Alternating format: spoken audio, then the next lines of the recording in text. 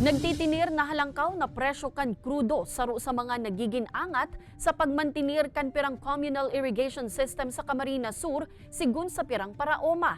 Ang mga pigihiling na lakdang kan NIA Region 5 para urog na matabangan ang mga paraoma sa rehiyon. Tinutukan ni Jessica Calinog.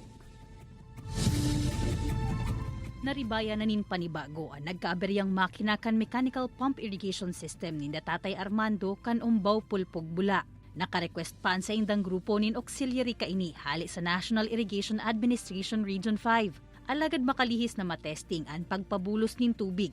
Saka naman luminaog ang mayor na problema kan grupo. Dumana kami na ubusan nin pundo para ma-maintain so operation. Ngunya na-encounter mi po ito, mahalon sa krudo, indin so ay isip na pig agad mi kadto, hababa.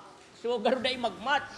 Pigihinguhan naman na maibalik ang operasyon kan irigasyon. Alagad ang hagad nindangon yan, makabali na sinda sa mapondohan para sa pagtransisyon sa solar pump irrigation system sa masunod na taon. Sigun sa NIA Region 5, kabali naman ini sa proposed 2025 funding. Alagad for finalization pa ang program o pagcosting sa mga kaipuhan kan grupo ni Tatay Armando. Padagos man ang solar project kan ahensya na obhetong mahali na ang paggamit nin krudo o kuryente na nagkakausa kan pagiging non-functional kan pirang irrigation system. Unti-unti, tulungan natin na makabangon. Pero sabi ko nga, kailangan talaga yung dedication ng leaders. No, dapat makahanap tayo ng mga magagaling na leaders para yung pag-operation niya sa maintenance, tuloy-tuloy ito.